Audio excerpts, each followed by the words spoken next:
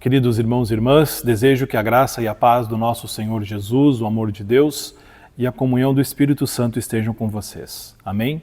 Sou o pastor Éder Weber, da comunidade São Mateus, em Porto Alegre. E agora eu te convido para um momento especial de meditação na palavra do nosso Senhor nessa Semana Santa, nesse tempo especial para a fé cristã. Semana em que lembramos da condenação de Cristo, do seu julgamento, do seu sofrimento, da sua injusta morte em nosso lugar. Para isso, convido a lermos do Evangelho de Lucas, o capítulo 23, os versos 39 a 43. Um dos malfeitores crucificados blasfemava contra Jesus, dizendo: "Você não é o Cristo? Salve a si mesmo e a nós também." Porém, um outro malfeitor o repreendeu, dizendo: "Você nem ao menos teme a Deus, estando sob igual sentença? A nossa punição é justa, porque estamos recebendo o castigo que os nossos erros merecem. Mas esse não fez mal nenhum." E acrescentou: "Jesus, lembre-se de mim quando você vier no seu reino." Jesus lhe respondeu: "Em verdade lhe digo que hoje você estará comigo no paraíso."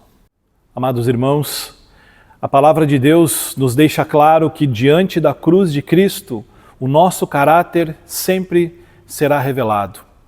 Na nossa vida nós podemos mentir, esconder, disfarçar, tentar enganar, mas quando nós estamos diante da cruz do nosso Senhor Jesus, não tem como a gente fugir. E o nosso eu interior vai aparecer.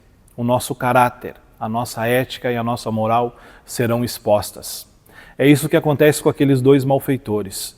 O primeiro, quando percebe que está ao lado de Jesus, ele pede que Jesus tire eles da cruz de uma maneira quase que irônica, dizendo: "Se tu és o Jesus, se tu é realmente o Filho de Deus, nos tira daqui."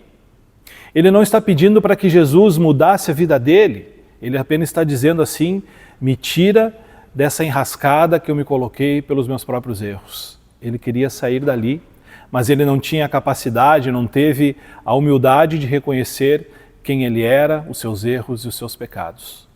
O segundo malfeitor, ao contrário, de maneira oposta, ele vai olhar para ele e vai dizer: "Por que você está pedindo a ajuda de Deus se você sequer teme a Deus?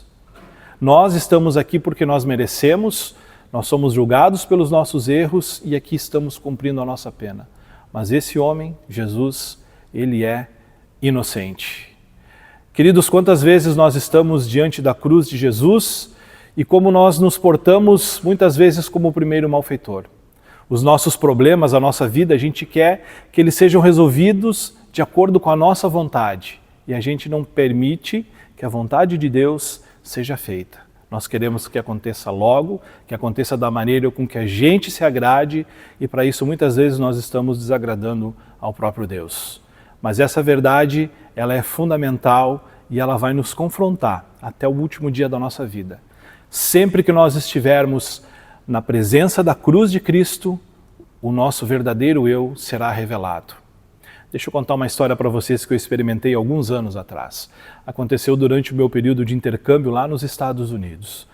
Num culto de Sexta-feira Santa, então, ao final do culto, após a pregação, o pastor convidou todas as pessoas que se dirigissem até o altar, onde ele havia colocado uma cruz em tamanho que suportaria uma pessoa, de um tamanho normal, e todas as pessoas que fossem até a frente recebiam um martelo, um prego, e eram convidadas a pregar um prego na cruz de Cristo.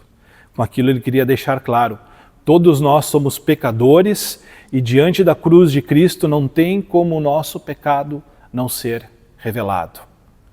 Isso não era uma dinâmica fácil, não era uma caminhada tranquila, porque nós estávamos diante da comunidade, diante do altar de Cristo, reconhecendo: Cristo morreu não apenas por causa dos meus pecados, mas porque eu fui um pecador e coloquei ele naquela cruz.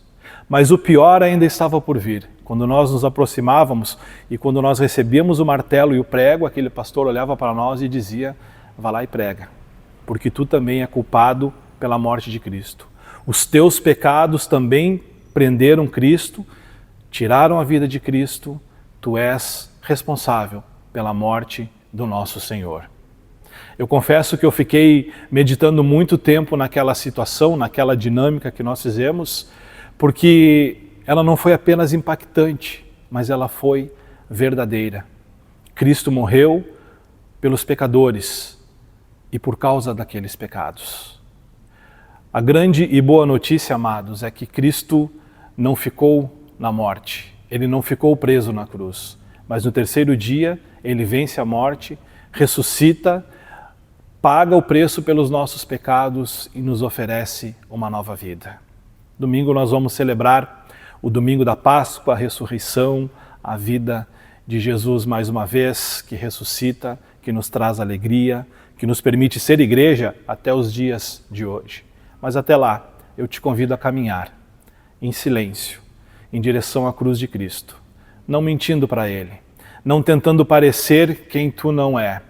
Que a gente não use máscaras para estar na presença do nosso Senhor diante da sua cruz, mas como aquele segundo malfeitor, a gente chegue diante da cruz de Cristo e diga assim: Senhor, eu pequei e foram também os meus pecados que te colocaram nessa cruz.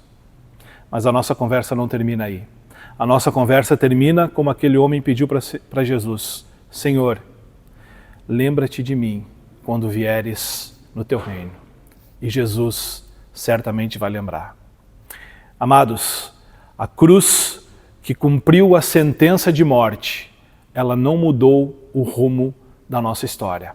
Ela não tem um poder de acabar com a nossa vida, porque a nossa vida foi paga, resgatada, restaurada em Cristo Jesus. Tenhamos uma abençoada Semana Santa de meditação, de contemplação, de caminharmos até a cruz de Cristo, mas na certeza de que Ele venceu a morte. Fiquem na paz do nosso Senhor. Amém.